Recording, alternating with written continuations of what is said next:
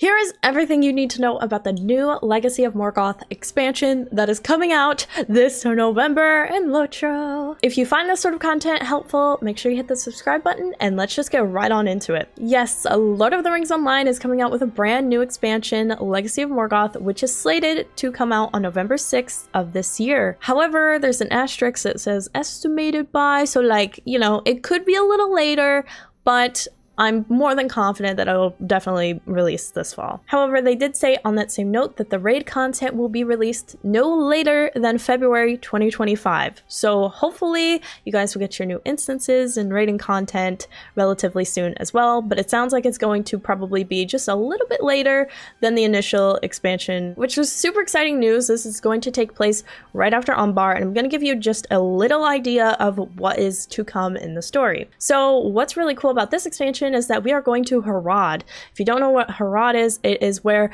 the awesome Oliphants come from. I love them. Or the Mumakil, but it's so cool calling them Oliphants. Anyway, that's where they're based out of, and we're going into that area. And there are 4 new regions that we are going to explore. The 4 regions are Amaro, Kutsagin, Imuhar, and Urashtar. Now, my pronunciations are probably really off, but I literally had to get through that. In these regions, we're going to continue on with the story of where we left off in Corsairs of Umbar. Pretty much what the story alludes to, from my understanding, is that we are going to follow more people who are servants of Sauron and pretty much just get their sort of background of what happened and how they were essentially enslaved to Sauron. And I just really want to make clear too that Orion, one of the lead designers in LOTRO, he went on to say that they are moving away from the source material and they are continuing to explain the story of what happens after the ring is destroyed. And we're basically just in that phase of where Middle-earth is going as the Age of Men begins. So it sounds really exciting because this is all new territory to me. I still have yet to finish my completion of Umbar,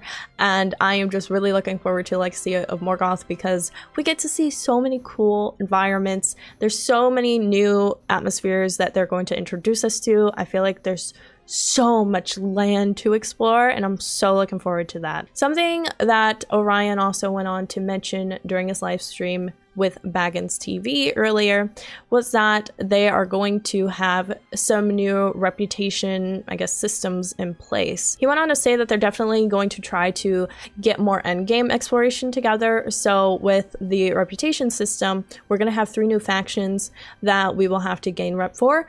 But one of the things that they're trying to integrate is obviously the exploration, like I mentioned, but there are things that we're going to have to find within the landscape to gain reputation with these factions. So it's kind of cool because it brings back more of like an organic LOTRO where it was a lot of exploration. A lot of people really enjoy just kind of getting lost in Middle-earth. I mean, I certainly do. But something else that they mentioned is that for VIPs, apparently there is a little change to the rep system that I actually am really looking forward to. Once we hit those rank points, as he mentioned, I'm assuming he means once we max out with the factions of certain reps, we are actually going to get small bonuses added to our alts. So the way it was expressed is that once your main character gets to like kindred level, for example, with these factions, it sounds like our alts now are going to get some sort of like bonus boosts to just quickly kind of get through and gain more reputation to get to where our main character is, but it allows your ult to kind of catch up. It's a really nice idea that they've got there, and I hope that we can see more of that in the future, and I can't wait to see how all of that turns out. Now let's talk about the expansion bundles and what you get from these bundles. So what LOTRO does, like they do for any expansion,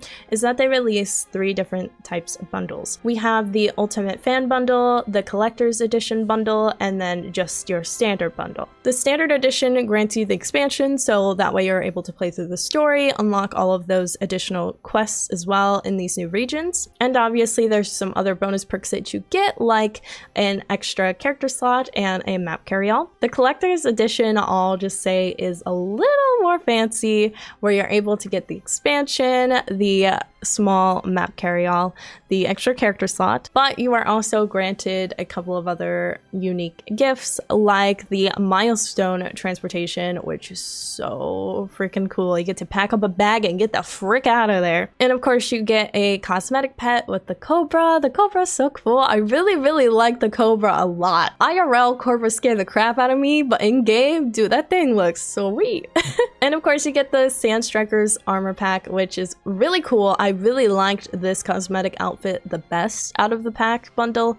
And I will say with the Ultimate Fan Bundle, I feel like they were way generous with this fan bundle. I'm actually shocked how much you get from it. You get everything that was listed from the collector's edition, but you also get like the Jackal cosmetic pet. You get a really cool defender movement style. That's so cool. Also got more steeds coming, which looks so freaking cool. They're really getting into more different animation movements, and I really like that. And you can see it from the steeds and the movement styles and just everything. It looks amazing. Then obviously we have these super cool character portrait ornate frames, which you can get them from the collector's edition, and also you get one from the standard edition as well. Everybody gets a really cool Defilers of Morgoth Legacy title and a Sandwalker title, as well as a treasured prefix. And yes, I have a character, Treasured Stoffalwomper. Oh gosh. One thing I thought was really cool with the Ultimate Fan Bundle that you get is that you actually get a carry-all selection box, and they added new carry-alls. I remember going through, I saw a lot of recommendations for adding a map carry-all. There was a housing decoration carry-all, which I freaking snagged. Instrument carry-all, like that's so cool. So it's really nice that they offer that as well. I pretty much got like 2 carry-alls from this fan bundle. And then also with all the cosmetics and the character portraits and the movement style with all the freaking steeds you get, I feel like it's very generous. And then we get all these sorts of new legendary items and traceries too that are granted to 1 per account. But there are some also just really good perks that you get from the fan bundle as well. So I think it's way more than well worth it. And did I mention the big thing? 10 additional shared storage slots. Grab that now. I still regret not getting the Mordor expansion where they offered that, and it's no longer on the website. If you want to pick up a bundle for yourself, you have to go to LOTRO.com. It is not available in the LOTRO store yet, and I did ask about that, and Cordovan, the marketing spokesperson guru of LOTRO, he got back to me and he did say that we could possibly see it in May of 2025 in the LOTRO store. So just to make it clear, the only way that you're able to get the new content for Legacy of Morgoth, even if you're VIP, you have to buy it through LOTRO.com on their website. It won't be available in the LOTRO store until May of 2025. Possibly. Big asterisks on that. There is still so much that is yet to be released about the Legacy of Morgoth expansion, but I'm so excited that it's actually coming way sooner than I even anticipated. So huge thank you to SSG for always making sure that we get our new content, we get some good stuff going, and I'm super excited to see what is yet to come. If you do have any other questions or comments about the new expansion, don't be afraid to leave a comment down below. I'm always checking the comments and trying to get you guys some answers relatively quickly. And if for whatever reason I'm not responding, don't be afraid to come into the Twitch streams. I'm typically live every day, and I'm basically always answering every sort of question under the sun about LOTRO. And if I don't know it, I know half of my chat does. So yeah, it's a good place to be. Speaking of which, I am, 15 minutes late to stream already. So I'm gonna get over there. But of course, you better stay weird, you weird weirdos.